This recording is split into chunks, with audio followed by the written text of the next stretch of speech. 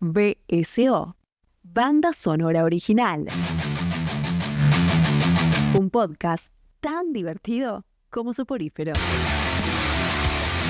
Nos encontrás en www.bsoradio.com.ar, Spotify, iVoox y otras plataformas. En las redes como @BSO Radio. BSO, temporada 2026. Un podcast progre y conservador. La ayuda existe por ustedes, Oreste, no por nosotros.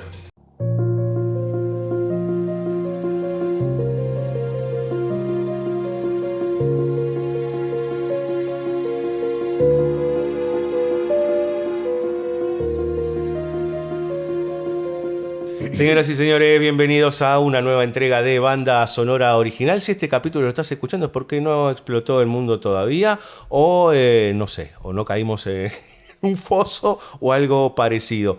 Hace un tiempito atrás estuvimos charlando con los más jóvenes, los más benjamines de la familia BSO acerca de La Última Carcajada, una de las grandes películas de Friedrich Murnau.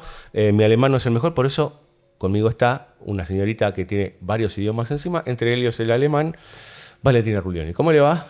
Buenas, Diego. Acá alemán, estoy de por vuelta. Ich bin hier. ¡Oh, la pelota! Ahora vos, flaco, el amigo Martín Falco. Hello. Guten Tag. Guten Tag. Muito obrigado. Muito obrigado. Es una cosa ya que... Je ne sais pas parler français. Claro.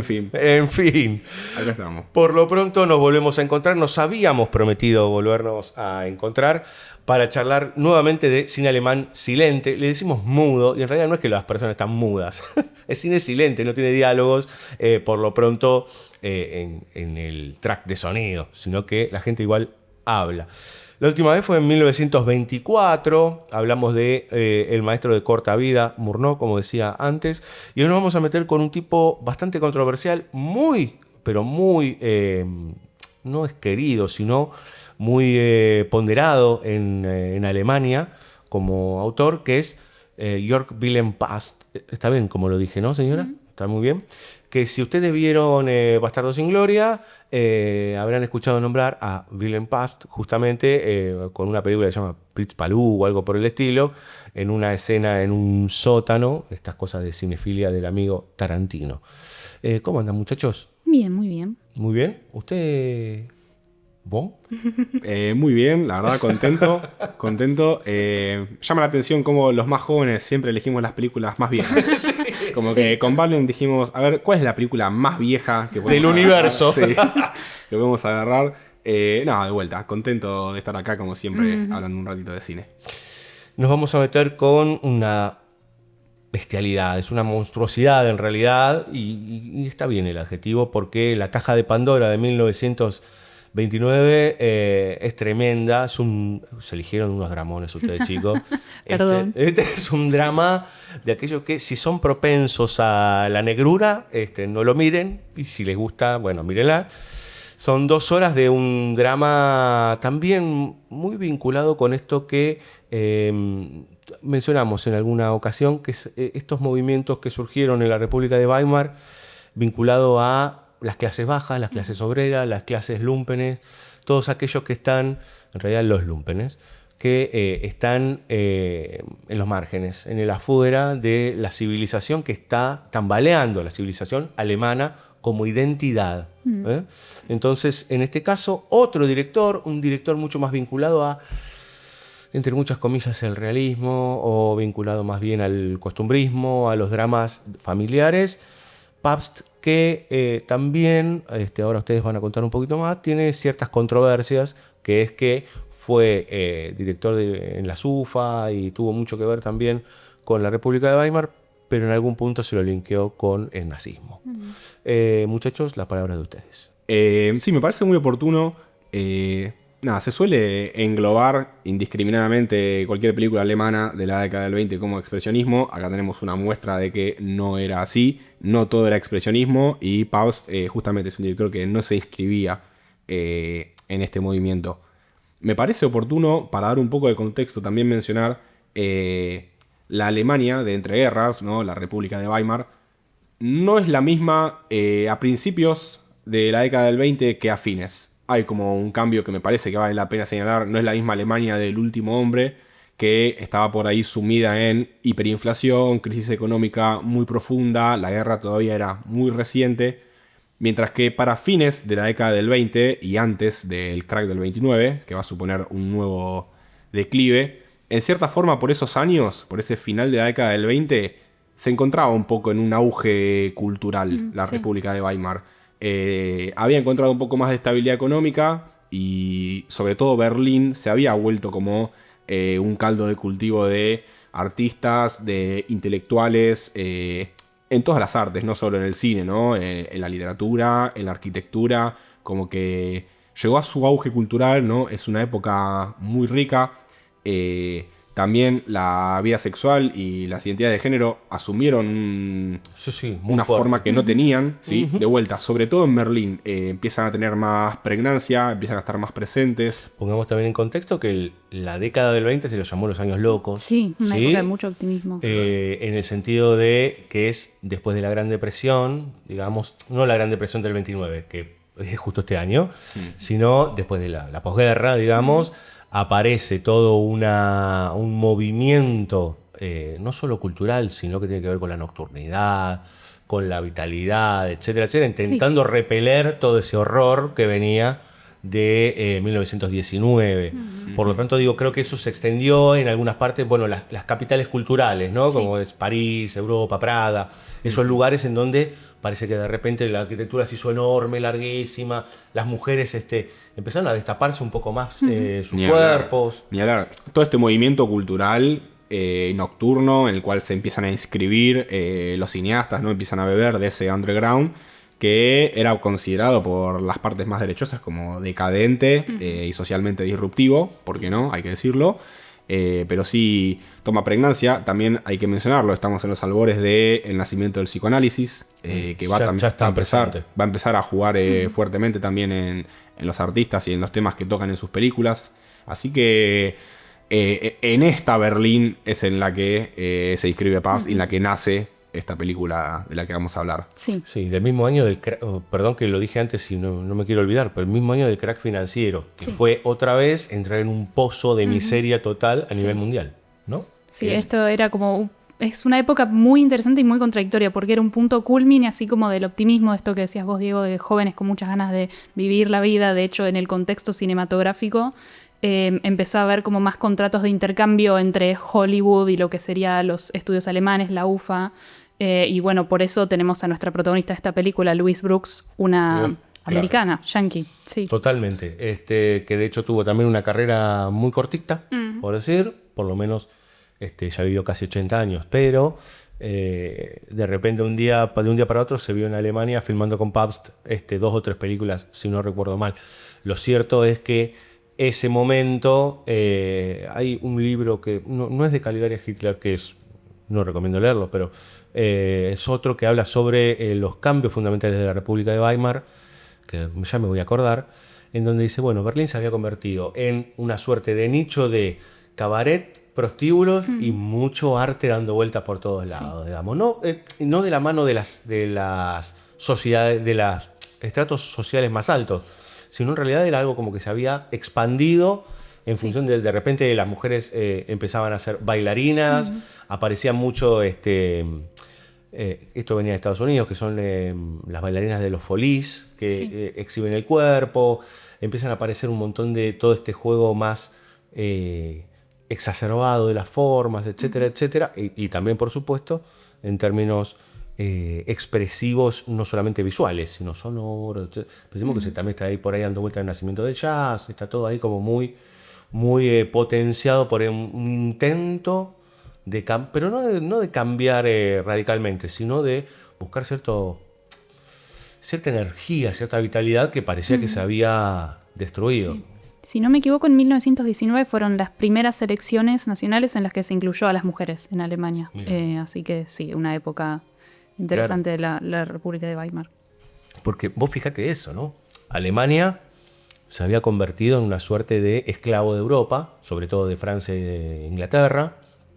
El Pacto de Versalles fue el Tratado de Versalles, en realidad, no hubo ningún pacto. Fue el caldo de cultivo para que después aparezca el nazismo, digamos, ¿no? Porque en realidad lo que hicieron fue no solo declarar vencido a Alemania, sino humillarlos hasta, pero nada, dejarlos en la lona. Y en el medio de todo eso tenés grandes crisis institucionales, una cantidad de cambios. Todavía estaba von Hindenburg, o sea... Héroe veteranísimo. Veteranísimo del ejército prusiano, que va a sobrevivir inclusive hasta los primeros años de Hitler. Es increíble. Empiezan a aparecer inclusive, ya está la Unión Soviética, por lo tanto empiezan a aparecer tensiones que tienen que ver con el nacionalismo, con el comunismo, los sindicatos, y en el medio de todo ese barro que va y vuelve, no estamos hablando de Argentina hoy, en medio de todo ese barro se producía un montón de arte y con un montón de contradicciones, digamos, ¿no? Pero como también muy pendiente de lo que le pasaba, o tratando de ser un reflejo de lo que le pasaba al pueblo alemán, o por lo menos al pueblo europeo, porque habíamos hablado la última vez de la última carcajada como un reflejo casi literal, o un espejo distorsionado de lo que era ese cambio en la sociedad. Y yo creo que en la caja de Pandora de Pabst, con otros condimentos, pero estamos ante, una historia de desgracias una tras de la otra, ¿no? Sí, bueno, de hecho, como comentaste vos al principio, si bien Pabst había realizado películas propagandísticas para el régimen nazi, bastante a regañadientes, sí, obligado también porque, nada, o sea, régimen nazi, no es muy fácil decir que no. No había mucha opción tampoco. En esas situaciones, pero se puede destacar que en 1928 fundó la Asociación Popular de Cine-Arte con otros cineastas de ese momento, que era como abogaba por la libertad en el cine en contraposición a lo más institucional, un cine más de izquierdas, más artísticamente creativo. Y en este contexto hace eso, un año después, La Caja de Pandora con su productora Nero Films, me parece que se llama, que trata mucho estos temas que hablamos, psicoanalíticos, de lo sexual, la bisexualidad de la protagonista, trata temas como el suicidio muy oscuros, la pobreza y la desigualdad social, que son temas que en su momento choquearon mucho a las audiencias. Totalmente, de hecho es una película que le fue extremadamente bien. Creo que también porque está basado en dos obras de teatro, Lulú 1, Lulú 2, en realidad tienen otros nombres, uno de ellos es La Caja de Pandora. La primera tuvo mucho éxito, entonces el autor decidió hacer una segunda parte que es de fines del siglo XIX, y Pabst combina los dos relatos, las dos obras en realidad, y produce esta película de 2 horas, en donde lo que vemos es un devenir trágico de una mujer, muy compleja. Muy complejo. Cuando decimos muy complejo no es peyorativo. Es muy compleja porque tiene una cantidad de facetas enormes y todos los que la rodean son unos miserables. Pero en realidad es un mundo bastante sórdido, oscuro, a pesar de que no es un cine de claro oscuro, digamos, ¿no? De altísimas sombras, sino que es un mundo en donde las acciones de los personajes son muy tremendas, muy perturbadoras por momentos e inclusive contradictorias entre sí, lo cual a uno lo desorienta por momentos, ¿no? Como un mismo tipo, no sé, el Dr. John, por ejemplo, pasa de ser un tipo recio a un tipo que se entrega a ser un monstruo. Pasan un montón de cosas dentro del film que me parece que le hacen una obra extremadamente compleja y bastante llevadera para hacer 2 horas, porque acá sí hay más texto, es todo muchísimo más complejo en términos de argumento y de construcción del relato en general. Sí, acá, bueno, al contrario de, como bien decís, al contrario del Último Hombre, acá los intertítulos están más presentes, es más, entre muchas comillas, tradicional. A mí me llama la atención, y ya entrando puntualmente a la trama de la película, cómo Lulú, que es la protagonista, que es Louise Brooks, no tiene pasado, no nos da contexto de dónde viene, ¿no? Ni de mucho de cuáles son sus intereses, sino que ella nos mete en el status quo, que es que ella es la amante de un de un burgués, sin decirlo. un hombre rico. Un hombre rico, sí, un editor o algo, sí, editor periodístico de mediana edad.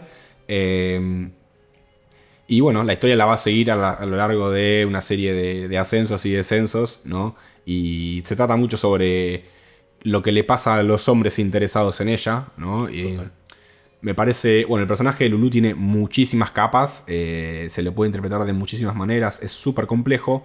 Yo lo que noto, y un poco lo que charlamos el otro día, Lulu no actúa por malicia cuando actúa, ¿no? En su momento mucha gente que no entendió la película a lo mejor la criticó por devoradora de hombres o se la trató de encasillar por ahí como femme fatal, pero lo que notamos es más como que actúa con cierta inocencia, ¿no? Medio naive, es una joven alegre, ¿no? Y que simplemente es. Y los problemas que van a suceder a lo largo de la película vienen en muchos casos por cómo los hombres que quieren, que la desean, que tratan de poseerla de alguna manera, no pueden lidiar con ese deseo, o ese deseo los lleva a lugares muy oscuros. Como si su mera existencia, a ver, y de vuelta después va a haber muchos paralelismos con la caja de Pandora, ¿no? Ella simplemente es, no es mala, no es que obra por el mal, ella simplemente es, y su sola presencia desestabiliza a las personas que están alrededor. Sí, una frase que me parece muy acertada es una mujer encantadora, con lo que implica el adjetivo encantador. Doble.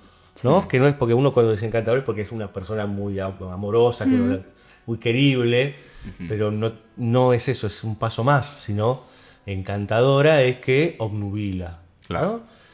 La película está plagada de personajes que caen, iba a decir en las redes, pero no son las redes, que se emboban ante ella, digamos, ¿no? Que se enamoran perdidamente de ella solo con sonreírles.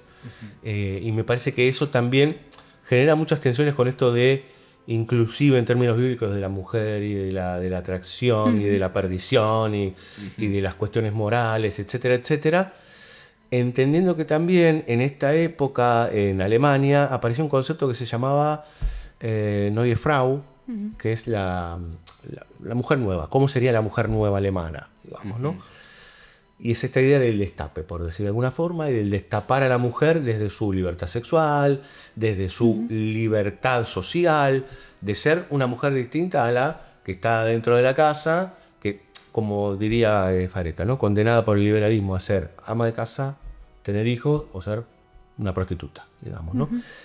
Hay un poco de esto acá también. Ni hablar. Sí. Pero, ¿qué pasa en el medio, digamos, de todos esos extremos que usa el puritanismo? Bueno, básicamente hay una cantidad de complejidades en una sociedad que está intentando volver a ser, ¿no? Esta película fue muy discutida, sobre todo por los nacionalistas que ya empezaban a emerger, que decían, no, bueno, pero pará, acá la sociedad es una sociedad de machos. Y la película, de alguna manera, nos muestra que los machos intentan todo el tiempo buscar o estar vinculados a ella, porque ella es como ese fruto prohibido, pero ella es escurridiza. Para mí es como el agua, digamos, ¿no? Va por un lado, para el otro, se mueve, y muy bien decís vos, y esto yo también creo que tiene que ver con la obra de teatro. En la obra de teatro ella es una adolescente. Mirá. Es menor de edad. Acá no, pero su actitud es muy de adolescente, inclusive en esta cosa de las hormonas, digamos, ¿no? Hay como una cosa de que ella es muy sexual, por más que no veamos nada, se nota que es una mujer que su cuerpo es libre, digamos. Sí, y esta narrativa de la que habla Martín, que se termina imponiendo de que, bueno, que es un mundo de hombres y el que ella está, del que ella depende, del que ella está como, en el que ella está atrapada. También hay como una caracterización compleja en ella que, como en lo que tiene que ver con la agencia del personaje de Lulu, porque cada tanto lo usa para eso, para su propio beneficio. Esto, claro, como que es una chica inteligente. Sabe que sabe. Hay como idas y venidas en cuanto a eso de ser la que se aprovecha y ser la aprovechada. Es como una evolución del personaje. Pero ¿no crees que en algún punto me parece que ahí hay una tensión muy interesante porque empatizamos con ella y nos corre, y volvemos a empatizar y nos corre, totalmente, ¿no? Sí. Como, mira, lo pienso en términos de Pabst pensándolo, esto es problemático en muchos sentidos en esta sociedad, en este momento, digamos, ¿no? Sí. Sí, creo que, bueno, hay que hablar un poco de Louis Brooks y su interpretación Sí. y cómo... No es inocente que hayan elegido a Louis Brooks. Totalmente. De hecho, totalmente. Pabst la quería a ella. Estuvo Sí. por firmar contrato con Marlene Dietrich, que no la Exacto. quería, y apenas llegó Lulu, justo en ese momento, dijo, no, es ella, por favor. Sí, sí. Y la verdad... Y sí, la pegó. Algo sabía. Algo sabía Pabst. Porque, a ver, y me adhiero a todo esto que decís vos de la mujer nueva. Fíjate cómo por ahí el estilo de actuación de Louis Brooks contrasta con el estilo de actuación clásico, mucho más teatral, mucho más exagerado. Ella es totalmente natural y fluida en sus movimientos corporales, en su rostro, en sus expresiones. En su mirada hay algo de que, por un lado, sabe lo que está haciendo, por otro lado, a veces hay mirada medio alineada, como que o es por cómo la encuadra o por cómo la ilumina, pero está presente eso. Y ni hablar de que tiene una sensualidad muy, muy palpable. Y de vuelta, no muestra nada. A ver, para la época era cortísimo que usé un vestido que iba hasta las rodillas. Bueno, pero ahora no tiene es un nada. escote que, digo, es... digo, Lo que hablamos de la espalda descubierta también, espalda un plano descubierta, larguísimo. digo, Sí. prácticamente desnuda. Y pensemos también, otra vez, lo de la elección de Louis Brooks, que fue un personaje muy controversial en Hollywood, de corta carrera también, que, por ejemplo, ella, como mujer que se sentía libre, ella hablaba de que el amor era una imposición, ¿no? Entonces ella se sentía libre de estar con quien quisiera. Qué progresista. Bueno, sí. La bancamos igual, la queremos. El progresismo aquí. no empezó hace unos 20 años, sino hace un montón, en el sentido de que ella nunca se enamora de nada. Hay una autobiografía de ella que después quemó una parte. Sí, qué se sé yo. casó y se divorció un montón de veces. Sí, tuvo se amorío convirtió con al Greta cristianismo y se Garbo, fue. digo, Sí. hubo un escándalo grande porque cuando ella empezó a ascender, por ejemplo, aparecieron fotos de ella desnuda. Y claro, todo eso Sí. es un gran caldo de cultivo. No es como, no sé, no eligió a cualquiera, no sé, a Marlon Brando para Apocalypse Now. Y este es Marlon Brando. Sí, En este sí. caso, Louis Brooks estaba en el epítome, porque enseguida, después de haber terminado este puñado de películas en Europa, pasó al anonimato casi Sí. total. Sí, le hicieron la famosa lista negra. Sí. Le pusieron una lista negra y dejó de trabajar, lamentablemente. Y bueno, estuvo muchos años en el olvido hasta que eventualmente, no sé si en los 50 o 60, Sí, fue La redescubierto. Cinemateca por- Francesa empezó con... Bueno, viendo Sí. franceses Sí. reivindicando a grandes artistas. Así que eso, la verdad es que Lulú no se explica si no explicamos a Louis Brooks. Por eso me parecía oportuno mencionar todo esto. ¿Sabías que nos gusta el café? Te invitamos a pasar por cafecito.app/BSOtadio para ayudarnos con una pequeña contribución. Tabi SO, un varietal irresistible.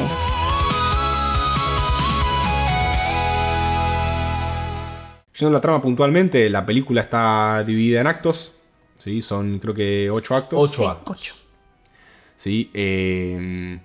Bueno, me parece interesante como en el primer acto ya te presenta, te presenta a ella en su departamento, te presenta al Dr. John, y empiezan a aparecer personajes que después van a jugar en la trama.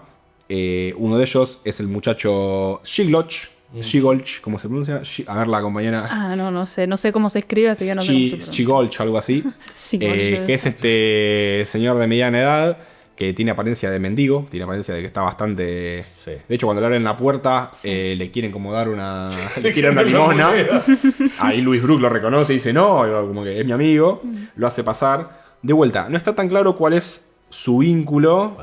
Uno siente en la panza que no debe ser nada bueno. La ¿no? pregunta es, ¿qué Pero- vínculo está claro durante toda la película? Ninguno. Bueno, no es Ninguno. total. Porque es más, el personaje que vos mencionás, al principio parece que fuese su proxeneta.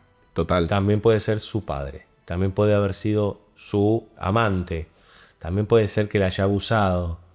Sabiendo que Louis Brooks también fue abusada siendo chiquita. Entonces, todo eso está como en un intangible porque lo que vos comentabas hace un ratito, el pasado de ella es una incógnita. Sabemos sí. que es miserable, pero no sabemos. Sí, no sabemos de dónde viene. No. Entonces, bueno, fíjate que este personaje, Sigurd, la hace bailar. Le dice, mostrame que se hizo. Como que hay ahí un pequeño indicio de la hace bailar y le dice como, bueno, no, te tendrías que haber quedado conmigo. Como que hay algo medio turbio ahí por debajo. Que bueno, rápidamente igual medio que lo patea para el costado Paz porque aparece el Dr. John y le anuncia a Lulu que se va a casar con una mujer, entre muchas comillas, de bien, ¿no? Una mujer con la que se puede De alta casar. sociedad. Este burgués, claro, porque casarse con Lulu sería la perdición para su posición, ¿no? Él habla literalmente de su posición. Es que como un hombre... Hay varios detalles. Uno, un hombre de mediana edad, acaudalado, judío. No menor. No menor, y en varios planos hace hincapié, está en el fondo, hay una menorá enorme así puesta por Pabst, que implica, digo, en cualquier casa hay un candelabro judío con todo lo que eso implica y la tradición, etcétera, etcétera. Todo eso en esa sociedad es como, bueno, hay que encontrar todas las maneras más conservadoras posibles para seguir subsistiendo, digamos, ¿no? Bueno, eso, Joss llega y le anuncia que se va a casar y medio que ahí cierra el acto 1. Se presenta otro personaje secundario, el muchacho... Rodrigo. El Rodrigo, el muchacho que después va... Puso Rodrigo. Puso Rodrigo Cast o Quast, algo Algo así, así, sí. de la nada. El forzudo. El forzudo. El Sí. forzudo, sí. Que la invita a un acto a participar en su acto de variedad, ¿no? Estas cosas también están dando vueltas en la película. Sí. Como que la invita a participar como bailarina. Ella toda entusiasmada, toda niñera así, encantada. Bueno, y el primer acto se cierra con John diciéndole que no, que se tiene que casar con una mujer de bien. Y bueno, Lulu queda ahí medio... Pedaleando en el aire. pedaleando en el aire. En el segundo acto se introduce el que para mí es uno de los mejores personajes de la película, de los más interesantes, que es la condesa. Oh, gran personaje. ¿Acaso el primer, lo estoy preguntando, ¿acaso el primer personaje lésbico de la historia del cine? De los primeros. Desconozco, pero yo supongo que no, pero me parece increíble el nivel de destape y de obviedad con la que se maneja en la película. Y aparte es como, después hay un par de detalles que son bárbaros de cómo te lo muestra Pabst. Es, como vos decís, Diego, es obvio a la vista de todos. Se la come con los ojos. De hecho, Sí, tan sí. obvio que se censuró en medio mundo, me parece, en Estados Sí. Unidos, en Francia. Bien. Sí, se recortó un montón la película. Algo que no Sí. mencionábamos, estamos hablando de la versión alemana de la película, porque tanto los yankees como los franceses como los británicos le cortaron las escenas de la condesa, le cambiaron el final, fue muy toqueteada. Y, perdón, y agreguemos algo, la versión que estamos viendo nosotros es la reconstrucción de la reconstrucción de la película, porque otra vez, Segunda Guerra Mundial mediante, pasaron cosas, muchas cosas, huidas de jerarcas y caída del régimen nazi, etcétera, etcétera. Se terminó de rearmar, creo que en los 80, una cosa así, ni los intertítulos estaban. Y quedaba solamente una traducción, creo que no sé si al francés y demás, en un papel que se utilizó para hacer intertítulo nuevo. Así que tampoco sabemos si son verdaderamente los intertítulos.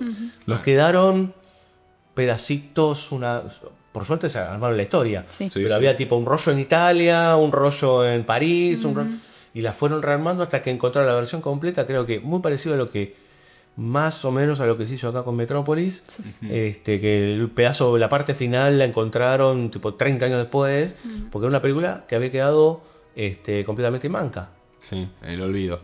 Bueno, imagínense lo bueno que es Pabst con su léxico cinematográfico, que así todo, con una película reconstruida a 1000 partes, es obvio que se la come con la mirada la condesa. Sí. Y es probablemente, me pregunto también, ¿es capaz el único personaje que la desea a Lulu desinteresadamente? El único que su deseo es genuino por ella y que no le pide nada. Está ahí para... Y le entrega todo. Y le da todo. No le pide nada y le da todo. Muy interesante. Y después, con el paso de la película, va a tener intervenciones muy oportunas. Otro personaje que se nos introduce en este segundo acto es Alwa. El hijo del Dr. John. El hijo del Dr. Shot, que se nos presenta como amigo de Lulu, pero también me parece bastante evidente que él la desea. Como que... Es obvio que la desea. Créanme, o sea, no hace falta intertítulo, véanlo y se van a Se dar la cuenta. come cruda. También se la quiere No comer. podemos decirse la desnuda porque en realidad ella está semidesnuda casi toda la peli, digamos, ¿no? O sea, con Sí. ropas muy ligeras. Y no estamos hablando que también, eso, perdón que haga este paréntesis, Martín, pero no estamos hablando de la típica estrella voluptuosa. No, es delgada. Lejísimo de esa cosa como, no sé, voy a decir una bestialidad tipo Mami Van Doren o esos personajes así, de lleno de curvas. Es una mujer encantadora. Sí. Vamos a decirlo así. Una flapper. Claro, aparte con esa estética o ese look muy de los años locos, ¿no? Sí, Con el totalmente. carré, el cortecito del casquito y ese cuerpo hiper flaco, estirado, Sí, hasta tiene algo medio de delicada cuando la ves, como... frágil. frágil. Totalmente. Bueno, el corte que después se hizo icónico. También es y algo fue- andrógino también, ese corte es a la Garzón. Sí, ni Totalmente. hablar. Que después se volvería icónico ese corte de pelo, recreado muchísimas veces en el cine. Pero bueno, la cosa es que, volviendo a la trama, Shot con su hijo arman un plan. Shot arma un plan para sacársela de encima. Una cosa a Lulu. rarísima. Una cosa muy rara. Pero bueno, ya pasando al tercer acto, vamos a ver este plan, que es que Lulu participe con esta obra de teatro que se arma, medio para sacársela de encima. ¿Te hace acordar alguna película eso? Mira el silencio que hicimos. Suena. ¿Vos sabés de quién era muy amiga de Fiestongas Louis Brooks? De William Randolph Hearst. También conocido como el Ciudadano Kane, que le arma un teatro completo a su señora, que no tenía ningún tipo de talento, pero que le hace una obra y le hace... Una puesta en escena. Una puesta en escena. Totalmente. Grande. Bueno, la influencia. Sí, Total, cualquier sí. coincidencia. La influencia de los grandes. Mirá qué grandes que son los directores alemanes de los 20. Hasta en eso está su influencia. Entonces estábamos en que. Estábamos con la obra. Estábamos en la obra. Bueno, llegamos al momento de la obra y nos estamos acercando a una de mis escenas favoritas de la película. Que es que Shot va a la obra con su esposa bien, entre muchas comillas, ¿no? Con su mujer de bien. Lulu al ver esto se rehúsa a actuar, no quiere participar en frente de su rival, y viene una escena en la cual Shot trata de convencerla de que tiene que hacerlo. Ella medio que se quiebra y se van a una habitación donde se da la escena, Dios mío. ¿no? En la cual ¿cómo describirlo? ¿Cómo lo ponemos en palabras? Paus la encuadra de una manera que es tremendamente sensual. Louis Brooks encuadra su espalda, encuadra sus piernas, mientras ella sufre y solloza y llora y Con reniega. doble sentido, porque no sabes, porque hay momentos que lo está mirando a él y no sabes si le está haciendo la puesta en escena. Claro, sí. ¿No? Y ahí está el juego, como que ella con el pie lo roza, con el pie lo patea, a la vez sufre y se retuerce y gira para los lados. Que me parece que también es algo para marcar, digamos, ¿no? Está todo el tiempo esto de, che, está actuando. Sí, de hecho está esperando el momento que irrumpa alguien en la habitación para verlos. Y cuando es la mujer, ella tiene una cara de... Sí, de desafiante aparte, ¿no? Como diciendo, Claro, entró. a mí, querida. Sí, sí, a sí. mí. Porque, por supuesto, Shot es humano. Está la espalda desnuda de Louis Brooks ahí, muy sensual. Y finalmente sucumbe. Este hombre tan recto, tan de bien, Moral. tan moral, sucumbe ante los encantos de Lulu. Y justo ahí es cuando entra su esposa, entre comillas, de vuelta, de bien, y los ve. Y está esta cara de Louis Brooks que no hay inocencia en esa cara. Igual me parece genial el comic relief en ese momento, que es que aparezca el coordinador de Sí, la que está obra. desesperado. Diciendo, dale, vamos, entremos, ¿no? Claro. Y ella va, digo, eso también desorienta mucho, por lo menos lo voy a decir desde mi perspectiva varonil, digamos, ¿no? Que es como, che, pero recién estaba sufriendo, ahora está re feliz, ahora está así, ahora como que en ese sentido uno mirando esa otra edad, por decir, es como que yo creo que es una lógica propia de la película. Sí. Es que no sepas para dónde va a disparar, Sí. ¿no? Y ahí tenemos que tomar el título de la película, que es La caja de Pandora, que es aquella joven encantadora que todos amaban y querían, que destapó la caja de todos los males, digamos, ¿no? Uno podría acusarlo a Pabst de misógino o demás, y en realidad no tiene que ver con eso. Porque en realidad también la propia Pandora era una mujer inocente. Sí, Era un es chivo- un chivo expiatorio. Exactamente. Exacto, Al sí. fin y al cabo es una representación de los males, Sí. digamos. Los puestos en un griegos, cuerpo. los griegos necesitaban justificar por qué odiaban a las mujeres. Y dijeron, bueno, Igual vamos a es inventar a cierto- Pandora. ¿Por qué decían que había democracia y no votaban las mujeres? Es cierto que ahí en el mito de Pandora juega la curiosidad morbosa de ella también. Exactamente. A pesar de su inocencia. Sí. Algunos dicen que es la previa de la física cuántica, porque si no habría nunca, no sabía si había bien o mal ahí adentro, o sea, si estaba vivo o muerto el gato. Y entonces, bueno, los griegos lo supieron primero, pero abrieron la caja. Y entonces la culpable de todos los males que llovieron sobre nosotros estaban ahí adentro. Yo creo que esto lo que hace, de alguna manera, la idea de la caja de Pandora tiene que ver con ese microclima de clases bajas, de clases que también está un poco ligado a esto del varieté, de los personajes indeseables para la vida diurna. ¿Sí? ¿Cuántas veces la vemos de día ella? Nunca. En todas las películas. Entonces ella también ocupa un lugar que es, yo te diría que el pre-femme fatal, que es la vampiresa, que no necesariamente es que es un personaje malo, sino es un personaje que se alimenta de la energía de los demás. Y si te pones a analizarlo un poco, el zigzagueo del personaje va tomando energía de distintos... O sea, inclusive cuando, me adelanto un toque a tu descripción, cuando John muere, o sea, el doctor John muere, y ella es enjuiciada y demás, y se escapa, corte A, y ella está lo más pancha como una nena adentro de la casa donde murió el tipo. Sí, está acostada en el sillón, no me acuerdo si estaba... Está boludeando. Sí, volviendo totalmente. Y dando vueltas, se da un baño. Sale de bañarse, Sí. sí, con una naturalidad. Y viene el hijo, ¿no? Que le dice, ¿qué haces, flaca? Claro.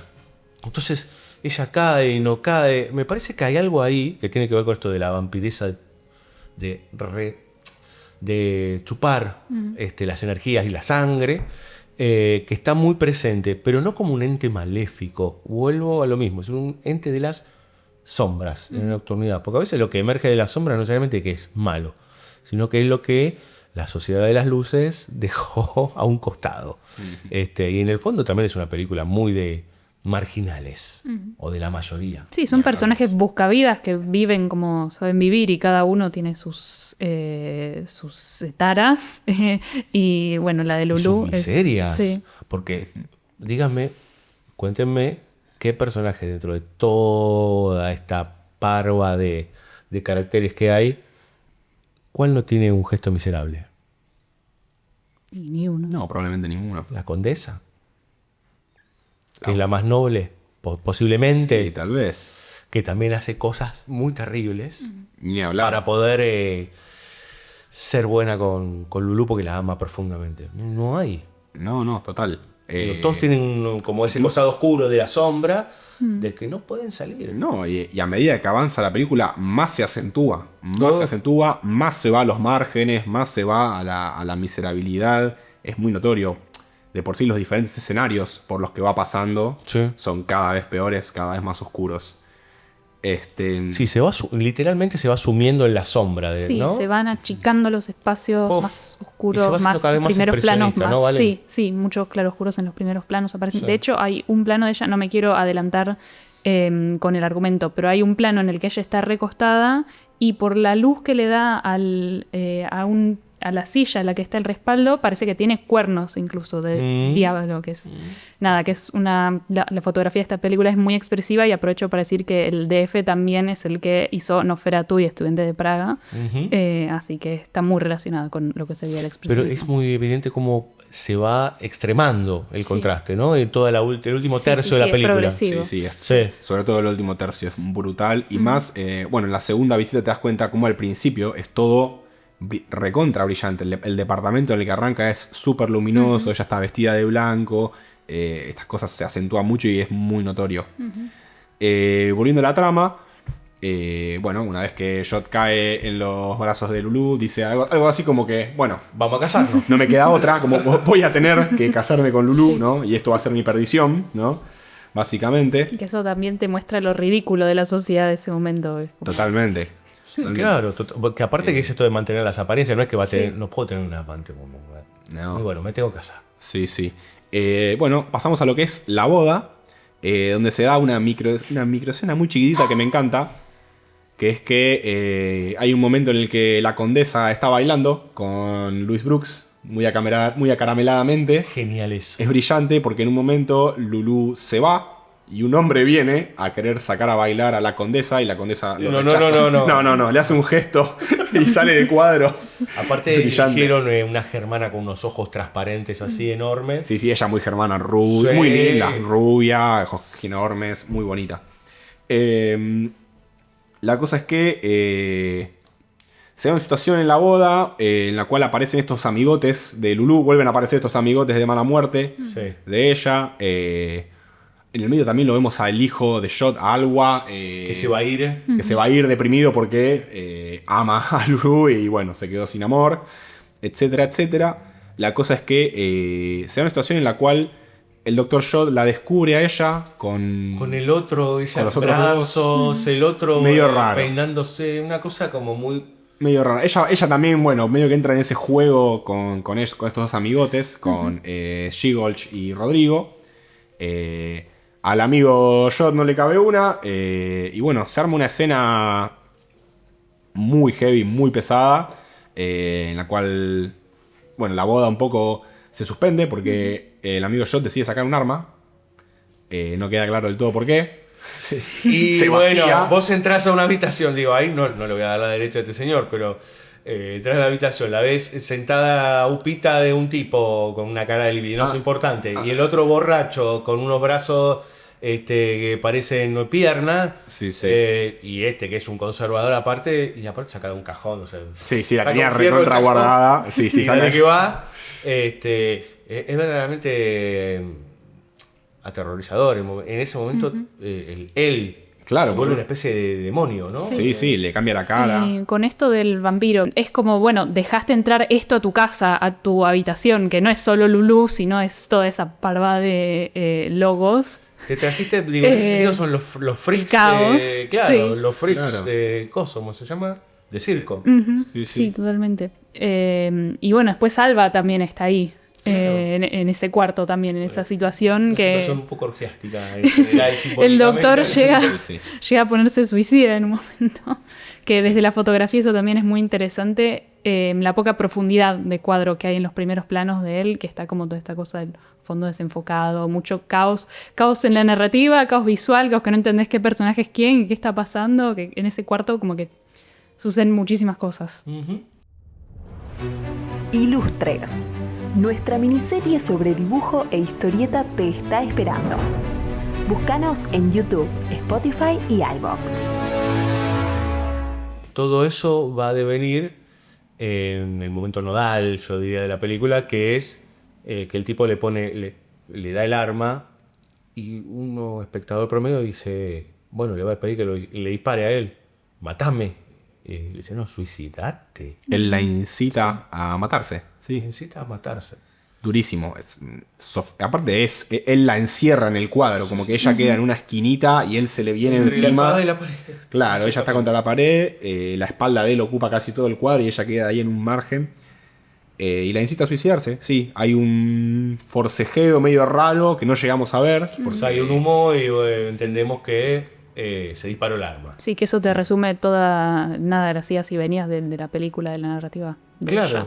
Claro, que también hay un factor, yo te diría, no de azar, sino trágico, que todo, como diría Asís, todo indefectiblemente tiende a salir mal. Y en esta película es el caso De mal en peor. de mal en peor, porque esto nos va a llevar a los siguientes actos, que es Lulu en fuga, ¿no? Que ahí sería justamente la caja de Pandora, que es la otra obra, en donde ella se escapa con el hijo de John y con estos dos mequetrefes y todos Estos aparatos. dos tipos que sí, yo los detesto. Me caen son- mal. Cada vez que aparecían decía, otra vez estos dos densos. Sí, sobre todo el grandote, ¿no? Que es como medio, ¿no? La verdad que parece un abusador. Lo ves todo el tiempo Sí, con ese sí. lugar como de que también entre nene inocente y abusador. Creo que toda la película oscila en Sí. esa ambigüedad. Sí, que es una ambigüedad muy perturbadora también. Pero aparte, no, si vos decís, bueno, eso en un espectador, hoy, 2026, puede ser atrapante, pero tiene mucho bagaje encima y hay mucha más información, es otra sociedad. Imaginémoslo en 1929, con las complejidades del caso y que te sentés a ver eso. No. Es verdaderamente difícil y como aparte pensar una tragedia que cada vez se pone más profunda y que termina, y eso también es un sesgo ideológico por supuesto, que termina en Londres, digamos, ¿no? O casualidad que termina en Londres, la capital de uno de las dos grandes potencias que terminó hundiendo a Alemania. No, Ujú. no es menor. Ni hablar. En el medio, bueno, entramos a toda esta secuencia de Lulú en fuga, hay un juicio en el medio.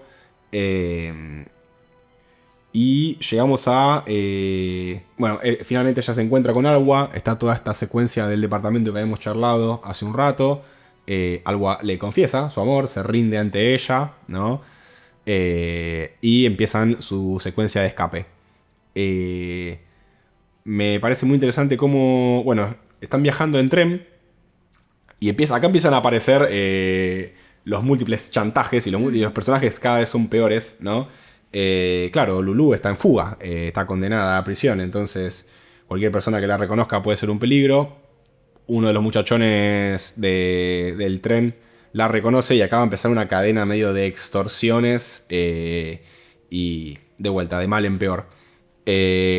La cosa es que vamos a llegar al acto del barco, que me parece de los más ricos de toda la película, Una locura. que es toda la escena del barco. Nuestros personajes terminan en un barco de mala muerte, que es una especie de casino, a la vez cabaret, clandestinísimo, prostíbulo, de todo. Acá es donde realmente se pone denso y turbio el ambiente de la película. Ya de vuelta, en terreno bastante expresionista, todo muy oscuro, muchos contrastes. Y acá realmente se empieza a ver de verdad las manzanas podridas. Sí, aparte uno cree que hay personajes que Lulú no va a traicionar, como por ejemplo la condesa. Efectivamente la traiciona también, la entrega, básicamente. Todo tiende a ser peor, digamos, ¿no? En los niveles de fango en que se manejan los personajes, el hijo de John se vuelve un apostador, vicioso, tramposo, taur. Sí, acá es cuando todos empiezan a caer en desgracia realmente. Sí, totalmente, cada vez más en la negrura. Perdón, el momento en el que, ya que estábamos hablando hace poco de Rodrigo, me parece muy, muy fuerte. Hay dos momentos en los que él la extorsiona. Hay un momento en el que él va y le dice básicamente que si no le da 20.000 francos la va a entregar. Él la agarra de los brazos, la sacude. Y después hay un plano increíble en el cual, de vuelta, Lulú, en una esquina del plano, él va, le empieza a hablar al oído, le recuerda el chantaje, y atrás hay un cocodrilo gigante en el cuadro. Es un planazo y que es como...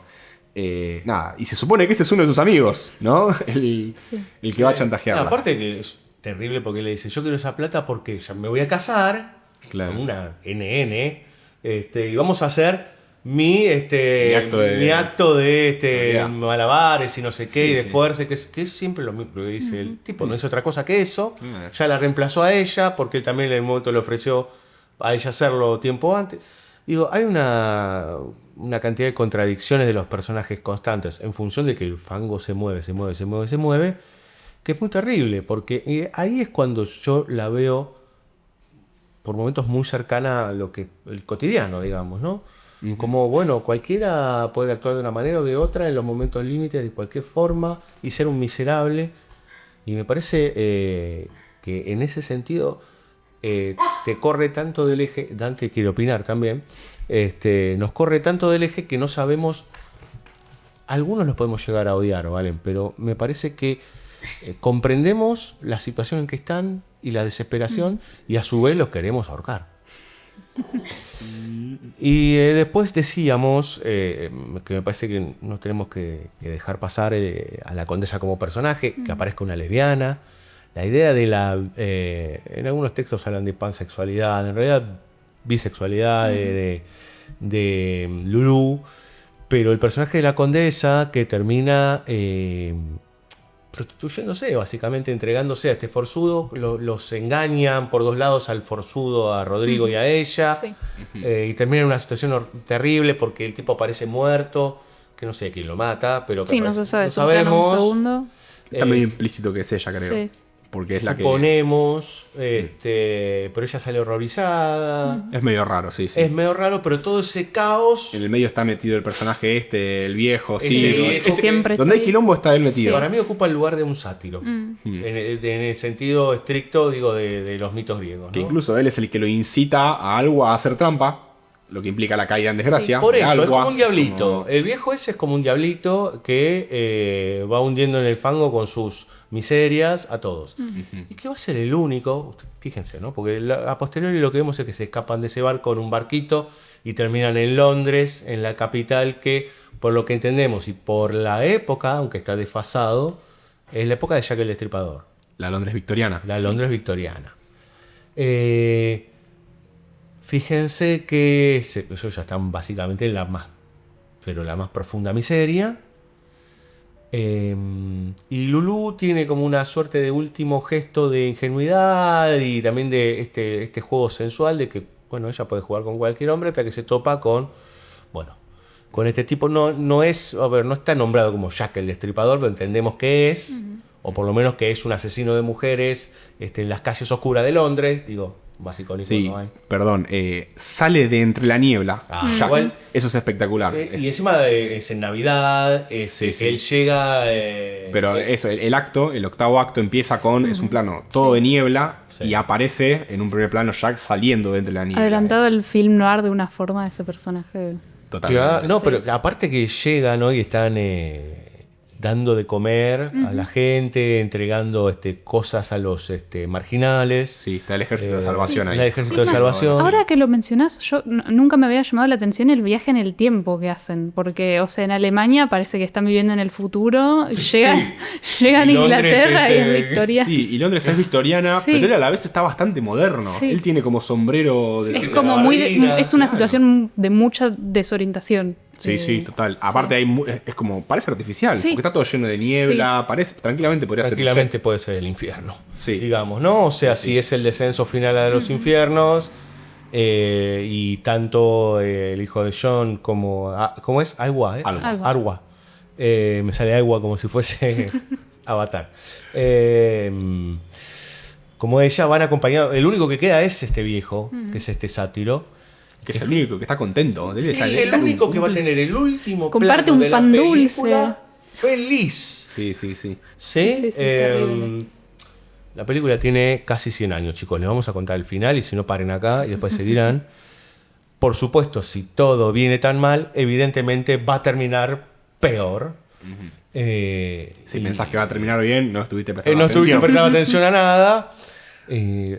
Lo loco es que la seducción de Lulú hacia el asesino hace unas cosas muy interesantes. Piensa que también estamos en la época cercana a M. el Vampiro, Sí. el asesino de niños, en donde era un tipo muy conflictuado, ¿no? Que, a ver, era un hombre temeroso, pero a la vez implacable con las niñas y los niños, sobre todo las niñas. Este tipo ya había sido implacable con varias mujeres, pero así todo, frente a Lulú, suelta el cuchillo, ¿sí?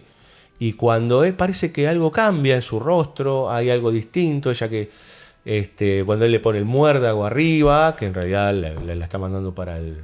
Porque ¿no? Esto de estar abajo del muérdago implica el beso, etcétera, etcétera, pero también la estás mandando al cielo, Más allá. al más allá, y ve el cuchillo y todo por fuera de campo, por supuesto, entendemos que ella pasa a otro terreno. El beso de la muerte. El beso de la muerte. Sí, Que todo este tiempo lo estuvo dando ella y se da vuelta la cosa.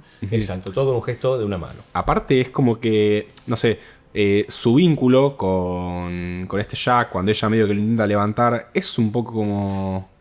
No sé si es genuino, pero hay algo ahí de que ella lo mira con cierta ternura, con cierta calidez. Ella le dice, quédate, me gustás. Claro, él está en la lona, no tiene un mango, está como... se nota que está totalmente perturbado, se nota en su cara. Y ella le dice, no me importa que no tengas plata, me gustás, vení. Ahí también Faust... Perdón, es la primera vez en la película de eso, ¿eh? Sí. Porque ella es seductora y encantadora con todos, pero eso, así... Claro, es la primera vez que la vemos con ternura, con genuino, no sé. Sí, y le gusta el tipo, digamos. Claro, ¿no? Sí, aparte son- fíjate el trabajo que se toma en los primeros planos que le hace a ella. Son... Con un brillo en los ojos impresionante, a lo, no sé, Ingrid Bergman, muchos años después, casada. Sí, total. Pero es una cosa muy fuerte esa, sí. Sí, la iluminación sobre Lulú es Sí. un apartado, es como párrafo aparte. ¿no? Estrellitas en los ojos. También. Sí, Exacto. cómo la ilumina. Pero bueno, sí, se da esta escena de tensión, de que bueno, él suelta el cuchillo, pero al final, como es una película de pulsiones, mucho de la pulsión y de lo que no se puede controlar, la pulsión le gana a él.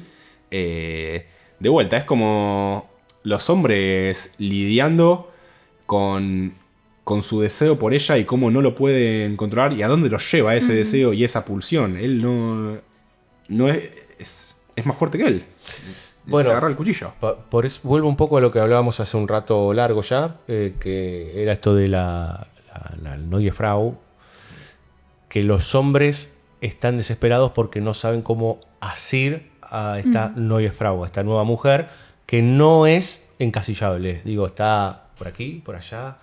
Ella dice que el viejo fue su empleador, después dice que es su padre, después creemos que fueron amantes, o él la... Digo, entonces, esta mujer con un pasado incierto y un futuro incierto, y de hecho en el juicio, ¿qué dice la condesa? Dice, usted porque no vivió nunca, creo que a la esposa del fiscal, ¿no? Le dice, usted nunca vivió entre cabaret y cabaret tratando de ganarse un mango en las esquinas oscuras. Claro. Bueno, entonces me parece que en ese sentido los hombres actúan todos imprudentemente, todos sin saber qué hacer del todo ante una mujer que también los descoloca todo el tiempo, porque es como medio inasible. Los vampiros, ¿qué son? Bueno, básicamente también, no voy a explicar que son vampiros, sino que en realidad es esta idea de la figura, de la sombra que se va moviendo en la oscuridad. Por lo tanto, no sabes dónde realmente puede estar, cuándo puede aparecer o cuándo puede desaparecer. Me parece que ese momento más genuino de Lulú al final es lo que la termina matando, ¿no? Ni hablar. Bueno, la película termina con el último plano es desolador para mí, que es que está Alwa en la calle. Total. Él está quebrado, llorando porque la tuvo que ver a ella ir a prostituirse. Él sale de la habitación y ella se queda sola. Él nunca la ve morir. En el medio está el personaje de mierda festejando que se va a comer un pan dulce. No, aparte él mismo le dice, che, no te metas, dejala que se gane un mango. Sí, sí. Bueno, y el plano final, la película termina con Alwa que lo ve salir a Jack y lo ve irse Sí, vuelve a la niebla. y vuelve a la niebla. Así Exacto, como, le bueno, pasa al lado. Sí, le pasa al lado literalmente y él nunca se entera que Lulú está muerta y así de desolador es el final. Y ahí a negro. Y el último plano del señor del viejo es él comiendo. Él dice ahí torta de Navidad, que no sé qué soto será, para mí pan dulce, pero viste que está con una cuchara, es muy raro, ¿no? Como el pan dulce con cuchara no se come. Es medio raro. Pan dulce Pero alemán. él dice, no, como que estoy muy viejo y me gustaría antes de morir comer pan dulce. Y está sonriendo. O sea, yo no sé si lo voy a decir ahora en castellano, este viejo sorete, no es sí, así en criollo, no es el culpable de todo esto. ¿Cómo es en alemán? Viejo sorete.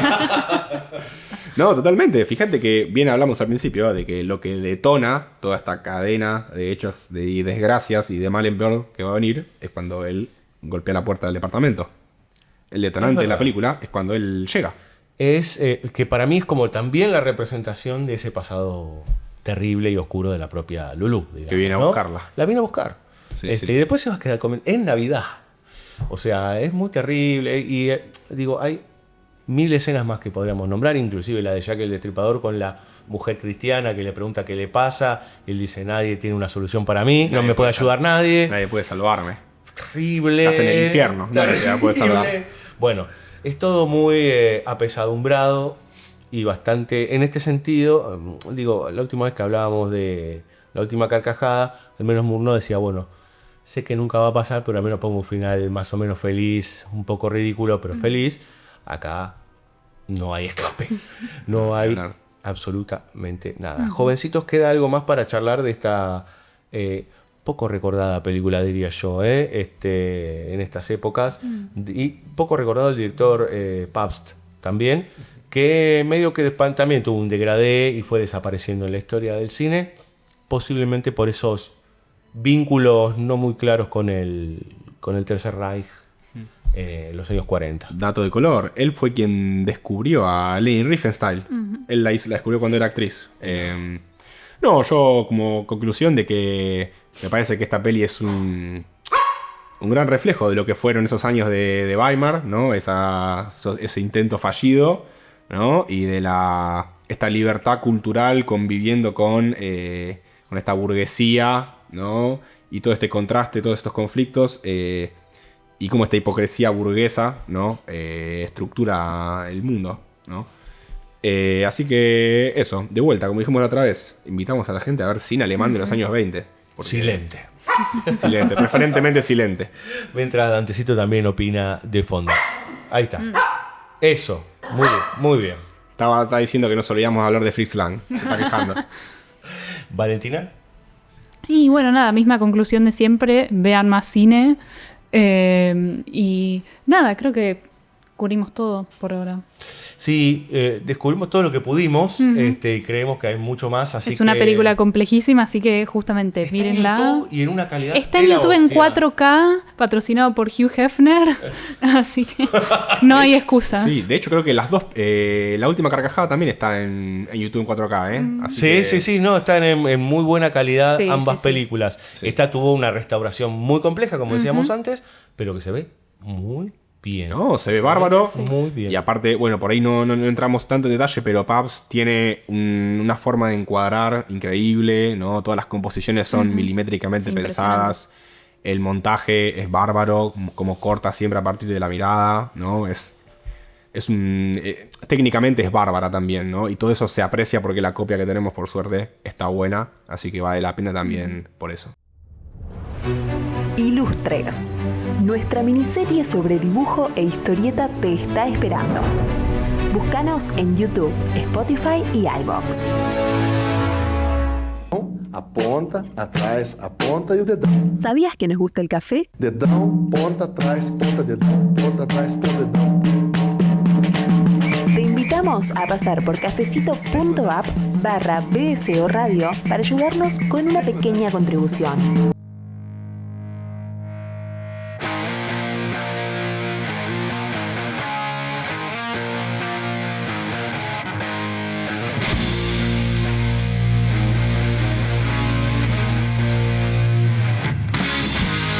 Señoras y señores, nos vamos retirando. Gracias, Valen, como siempre. No, gracias a vos. ¿Vas a volver? Obvio. Ah, la última vez dijo seguramente. Obviamente. Obviamente ya es mucha más certeza, ¿no? Pero yo me pregunto, porque no sé. Viste, yo ya soy un poco grande, a veces alguna cosa no las entiendo. ¿Vos vas a volver, flaco? Por supuesto. Esa ahí no sé si es tanto, por supuesto, viste que puede ser, por supuesto. Bueno, veremos. Acá no, veremos no. No, eso es peor. No, siempre volveremos. Uno siempre vuelve. Volveremos. Uno siempre vuelve a donde fue feliz. Bueno, sí. Menos en esta película. Menos en estas películas. Auf Wiedersehen. www.bcoradio.com.ar @bcoradio, tanto en Instagram, Twitter o X, como le quieran llamar, Facebook e Instagram. Allí encontrarán todas las hermosas y gloriosas publicaciones que hacen tanto Fabio Villalba como Luciana Eras, que son los que se encargan de toda la comunicación, además de la producción. Estoy hablando como promoción no válida para... También nos pueden encontrar en Letterboxd y en YouTube. En Letterboxd ahí hacemos unas listas muy bonitas, en realidad las hace la joven Luciana. Y en YouTube, además de nuestros capítulos, encuentran la serie Ilustres dedicada a artistas gráficos, ilustradores, etcétera, historietistas y otras hierbas. Cafecito, ¿cuánto pagas un café? Actualizo, 5.000 pesos me cobraron el otro día. ¡A la mierda! Sí, se ve que era medio burgués este café. ¿Pero dónde fuiste a tomar el café? ¿A la biela? Sí, viste. Señora, ¿cuánto paga usted un café? Sí, más o menos por ahí. ¿5 si te pedís luquitas? un flat white, ¡A la pelo! No, ¿Cómo es el imagínate. alemán flat white? Der Flatten no Matten.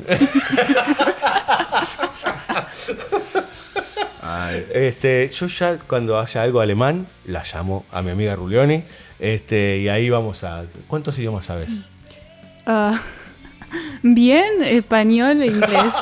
Después tenemos francés, italiano, neerlandés, así. Un poquito fuiste Un enganchando. poquito de cada, pero no. Está, cuando tengamos cada ratito No alguna cuentan. película de... Puedo pronunciar. Y acá nada. nosotros que hablamos español de pedo. Yo sí hablo jeringoso, y con suerte. No. Bueno, gracias de vuelta, jóvenes. Gracias a todo el equipo de Banda Sonora Original, incluyendo a nuestra locutora Dani Jorquera, a Andrés Silvero, nuestro webmaster, a todo el resto del equipo de BCO y a la gente de A Sala Llena que siempre amablemente nos deja volúmenes de sus publicaciones para que nosotros sigamos formándonos y fomentando la cultura.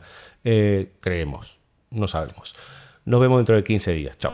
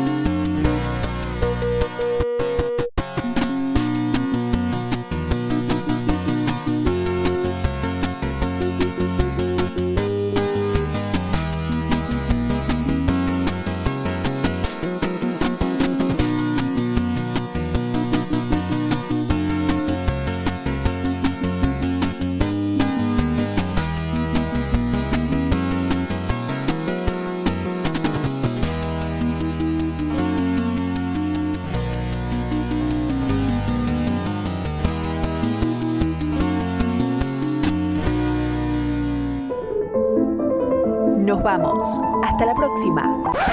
Recordá que si llegaste hasta acá, ¡Viva la libertad, carajo! no aprendiste nada. Búscanos en Spotify, iVoox y YouTube. www.bsoradio.com.ar BSO, una forma de hacer nada con muchas ganas. Mulo, gato, giles, si no saben ni hablar, brutos.